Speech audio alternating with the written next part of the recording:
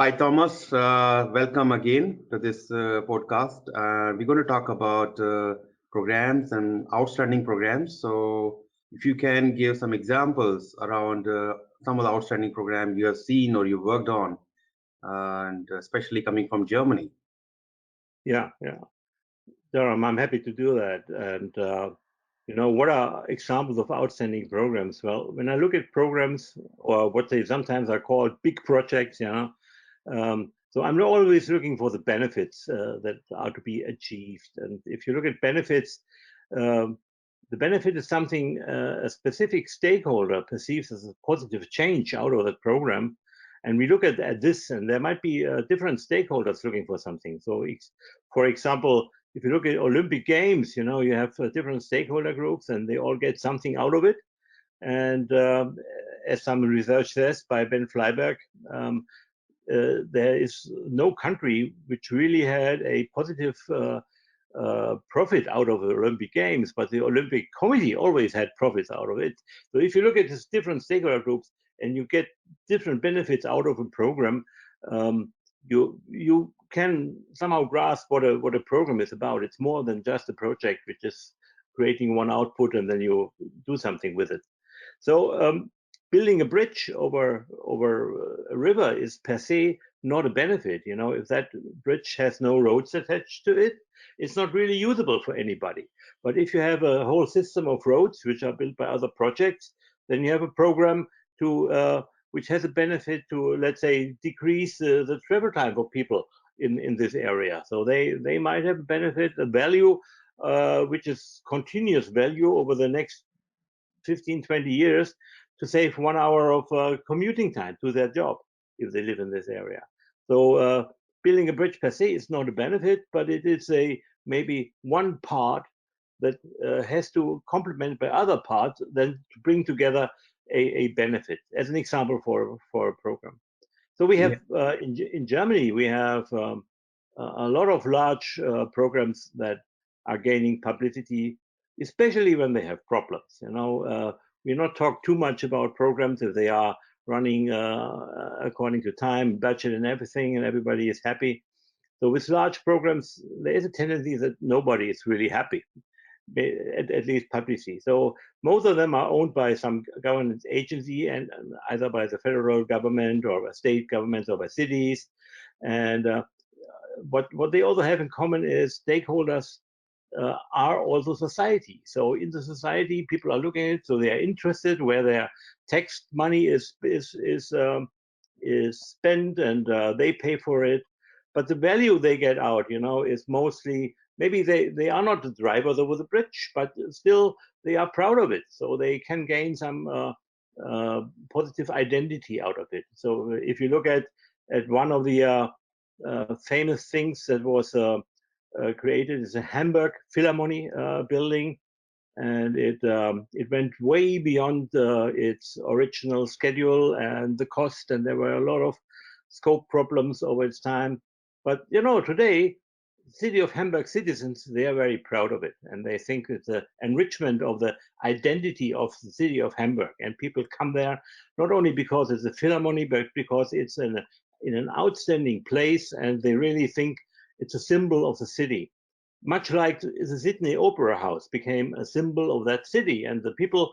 Now, this program also was not a good program, in terms of cost and of schedule, but nevertheless, the Sydney citizens are now very proud of it. So we have others, which is very famous right now, the Berlin airport.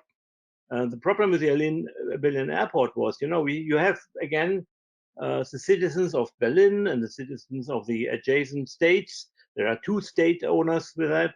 The problem is we have three governments who are owners of that Berlin airport company, and three governments that have their own requirements. And they set together, and even within government, people change with elections, so requirements change, and that's a major problem with the Berlin airport. So actually, construction started after some period of planning in 2006, and it was scheduled to be to go live in 2012, and it's not live yet. We have a delay, probably about 10 years, and and maybe the budget goes up tenfold, which proves some problems to the company who is owning the airport.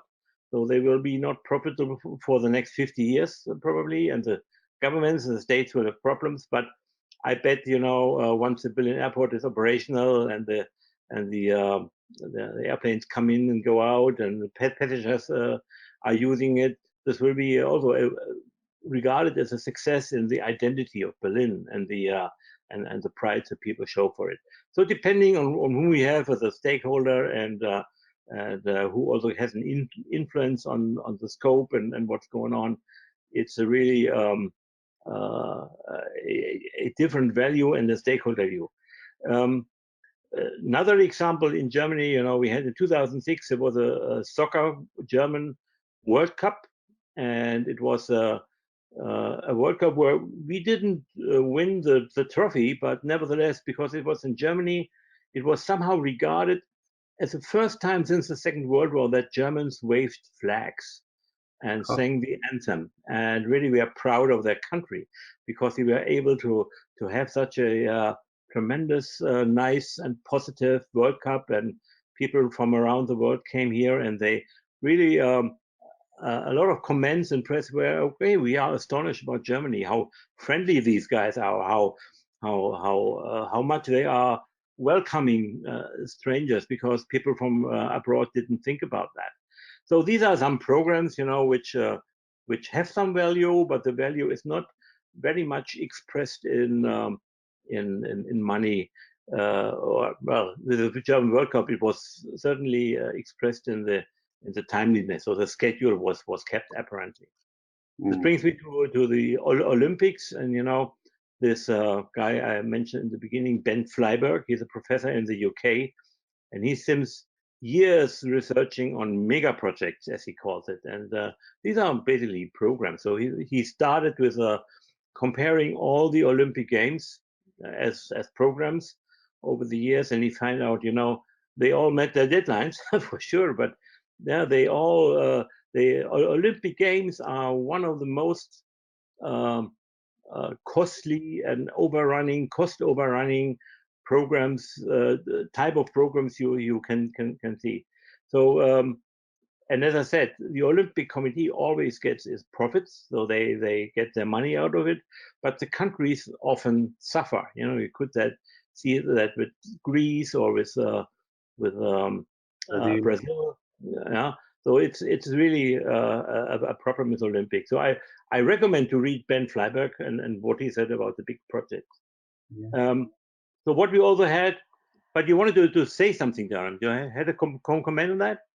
Yeah, it's a great example. And, you know, when you talk about the programs, such like organizing Olympics and FIFA World Cup, all big program. And we need to be very sure that what we're talking as a project versus program, because we're talking multiple component, multiple work happening throughout this whole event.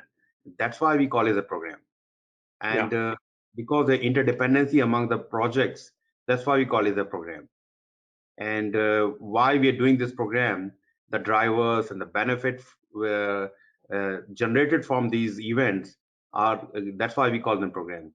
So when you mention, Thomas, you mentioned about value and benefit, and sometimes organization or the company see the benefit, not monetary only, that can be a good thing to see, but it can be, you know, intangible benefit. Yeah. Like now you mentioned that Germany is seen, because prior to that, you know, people were a little bit, I don't know what was, but I never had that feeling. But before World Cup and after World Cup, many things have changed. But that has shown that Germany is a friendly nation, you know, ready to accept, you know, any culture, anything. So that's a great thing. That's a good thing for the country to see that it's a benefit for the organization, for the country, or the people from Germany. So, right.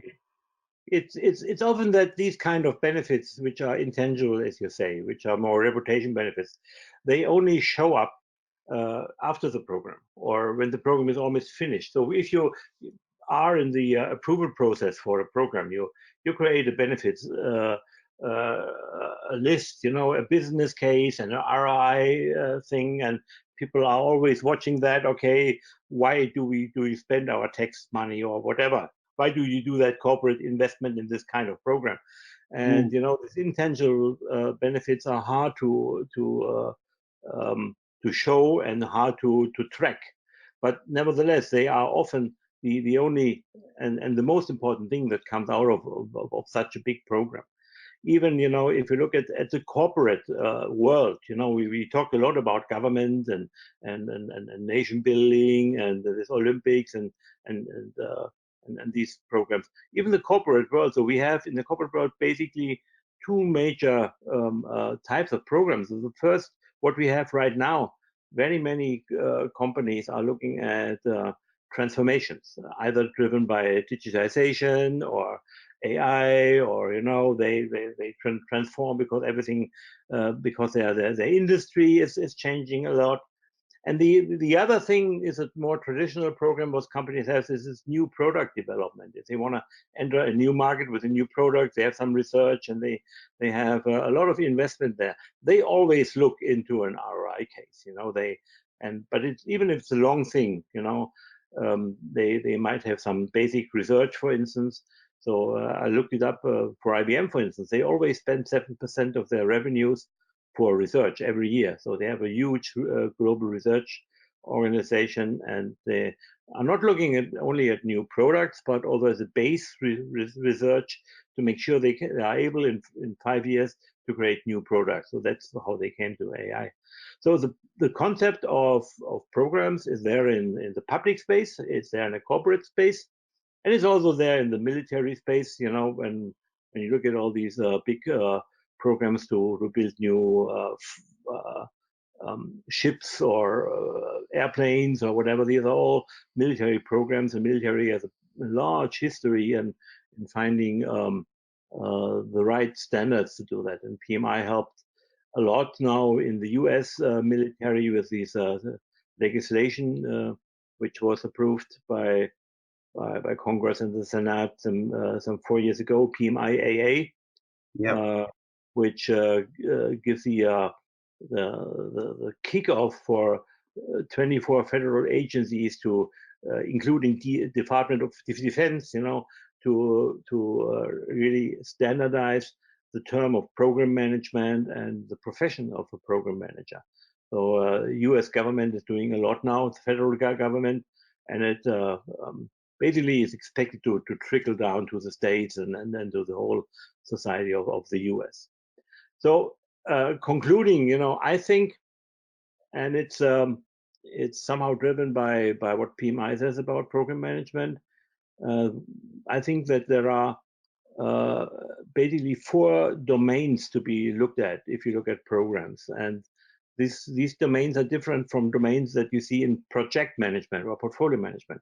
So in the program domains are, first of all, you said correctly, so we are doing programs to integrate the different projects, but the whole purpose of the program is to achieve benefits that cannot be achieved by doing all these projects singly. So there is something in the synergy of these different benefits. So you want to really achieve something that is of benefit to the stakeholders. And it also requires that as a program manager, you have a growth mindset. You are open to new things. You are not defensive to protect the scope that was once given, because you understand as you go along a program and you find new benefits, you're going to grab this opportunity because you get better at it. The second domain after benefits is the stakeholders. So, all benefits are bound to stakeholders. And in a program, as I said before, you have a larger group of different stakeholder interests and benefits you can satisfy. You have to make these stakeholders known by the program. You have to engage with them. You have to build relationships. You have to do much more public relations and marketing to them. So it's one of the key domains a program manager has to follow. And the third domain is governance, program governance, which not only includes, as you said, making sure the projects talk to each other and you have some kind of reporting structure. Everything. Governance per se is about the distribution of power, the distribution of the ability to change something. And that's requires that you, as a program manager, you are politically savvy, that you understand how to navigate these muddy waters of politics and interests, and make sure that at least within your program, you have a clear path pointed out for every project manager and every team member to know what's going on, but also that the full program is somehow embedded in the organizational environment, and you also understand how this governance has to play out for you to be successful. And the fourth point is, I think, getting more and more important is strategy alignment. It's, if you develop a strategy today and you think you have a program for 2 years and you think you have the same strategy in 2 years, maybe you're wrong. The world is changing much quicker than a strategy can be stable and really be relevant for over some years. So probably the environment changes. Probably leadership within the organization changes. So why shouldn't strategy change, even dramatically change? And then your program has to adapt to this to this thing. So this was exactly when I talked about the Berlin airport program in Germany, what happened to them, over these years from 2006 to 2012, 6 years, government changed it, and requirements changed. So, and they didn't really have a grasp on how to deal with these changes, which were a change in strategy, So,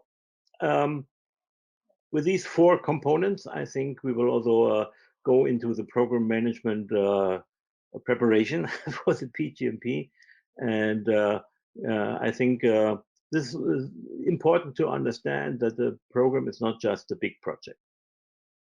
Yeah, and it's very important point. Thanks, Thomas, once again. So let me clarify before we conclude or close this session. Like many people, think that for PGMP they have to have a program manager role. It is true that you have to run programs, but many organizations still not recognizing role as the program manager. So larger program, such you mentioned, like Berlin, the Olympic Games and FIFA World Cup, they are still called as large project. But from PMI's point of view, these are actually programs. Yeah. So what you have to see in your, when you're looking at the program description or project description, whether there were multiple projects, whether the multiple projects had interdependency, and you are working towards a common goal. Right. So some of the basic feature of a program. So whether you call as a program manager, you call as PMO head or a CEO, VP, or a project manager, important for you to see whether that was a program in terms of in PMI's terms. Right. That's the point. I was asked a lot of times, by prospective candidates for the PGMP. I'm not sure if I ran programs, but if you are a department head and you have a specific mission from your organization, especially in Germany, when more than 80% of all companies are small, medium business, they don't have this big hierarchical structure. So they have people who are in charge of a business area, of a division, of a product, whatever. And actually, every product manager is a program manager. You just have to change your perspective on it and look at it from the program management view, and then you can also see, okay, how do I get better in this task? You can use the PGMP and the program management education and the training standard to get better in the task to deliver value for your department. Perfect. Great. Very, very good. Very well said, Thomas. Thanks for your time today. It was wonderful to learn some of the larger programs you have seen.